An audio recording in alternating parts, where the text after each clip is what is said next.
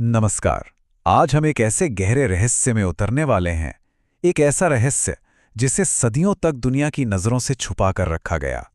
और ये रहस्य है 64 योगिनियों का। कभी ये सवाल मन में आया है कि आखिर इस पूरी कायनात को, इस ब्रह्मांड को चला कौन रहा है? इसके पीछे की असली शक्ति, असली ताकत क्या है?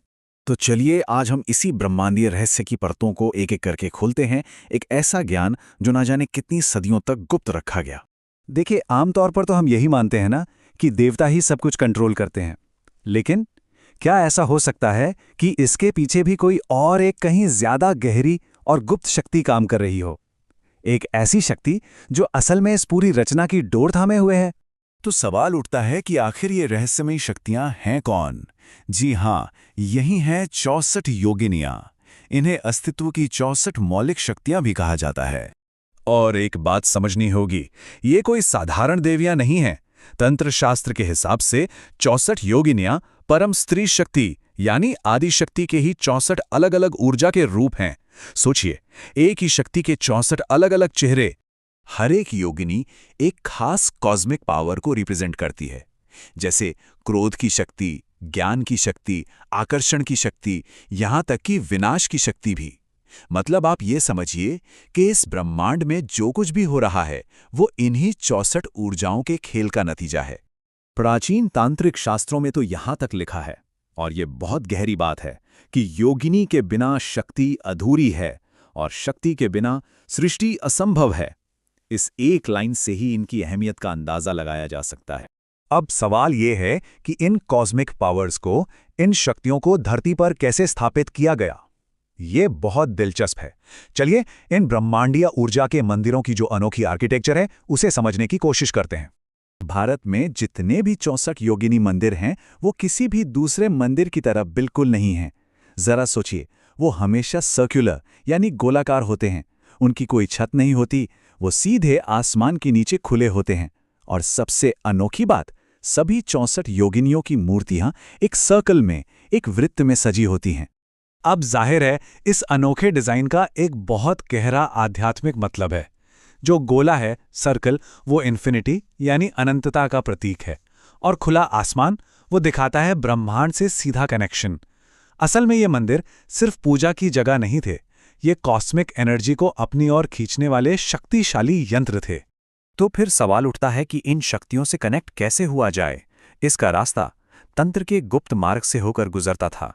देखिए, 64 योगिनी साधना को तंत्र की सबसे ऊंची, सबसे एडवांस्ड साधनाओं में से एक माना जाता है। इसमें होता क्या है कि साधक सबसे पहले अपनी कुंडलिनी ऊर्जा को जगाता है, मतलब जो हमारे अंदर सोई हुई लाइफ फोर्स एनर्जी है।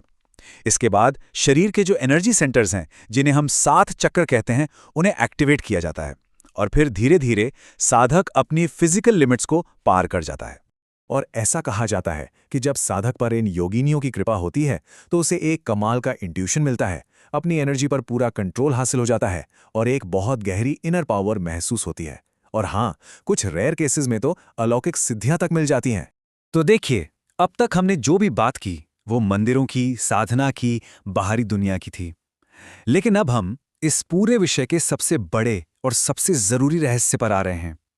एक ऐसा रहस्य जो सीधा हम सबसे जुड़ा है।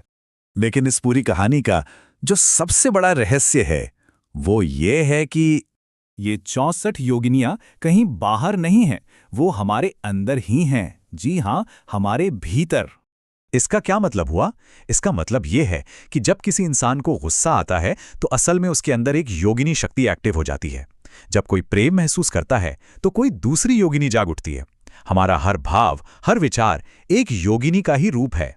इसका मतलब हमारा मन ही 64 योगिनियों का असली मंदिर है। तो फिर ये सवाल आना लाजमी है कि इतने जरूरी ज्ञान को गुप्त क्यों रखा गया? खैर, इसके 3 बड़े कारण थे। पहला, ये कि इसमें अपार शक्ति है, इमेंस पावर। दूसरा, इसके गलत इस्तेमाल का खतरा, जिससे बहुत बड़ा नुकसान हो सकता था। और तीसरा और सबसे जरूरी, ये साधना अहंकार को, ईगो को खत्म करने के लिए है, ना कि उसे और बड़ा बनाने के लिए। तो अब ये समझते हैं कि इस एंशिएंट विजडम का, इस प्राचीन ज्ञान का आज की दुनिया में क्या मतलब है। इसे हम अपनी जिंदगी में कैसे इस्तेमाल कर सकते हैं। देखिए, आज के दौर में शायद वो जटिल तांत्रिक अनुष्ठान करना मुमकिन ना हो और उसकी ज़रूरत भी नहीं है, लेकिन उसके सार को, उसके एसेंस को हम ज़रूर अपना सकते हैं। और इसका आज का रास्ता क्या है? अपनी हर भावना को एक शक्ति के रूप में पहचानना। गुस्से को सिर्फ एक डिस्ट्रक्टिव चीज़ ना मानकर उसे बदलाव लाने वाली एक योगिनी शक्ति के तौर पर देखना। प्रेम को सिर्फ एक एहसास नहीं, बल्कि इस पूरी कायनात को बनाने वाली एक योगिनी शक्ति के रूप में महसूस करना। बस यही है आज के समय की योगिनी साधना। और जब कोई इंसान अपने अंदर की इन 64 शक्तियों को पहचानने लगता है और उन्हें समझना शुरू कर देता है, तो पता है क्या होता है? उसके जीवन से डर गायब हो जाता है। उसकी खुद की बनाई हुई सारी सीमाएं टूट जाती हैं। और फिर वो इंसान सिर्फ एक आम इंसान नहीं रह जाता। वो एक जागृत चेतना, एक अवेकेंड कॉन्शियसनेस बन जाता है। तो ये 64 योगिनी सिर्फ कोई कहानी नहीं है, ये असल में एक दरवाज़ा है जो किसी को भी उसके असली स्वरूप तक ले जाता है। सवाल बस ये है कि क्या उस दरवाजे को खोलने की तैयारी है?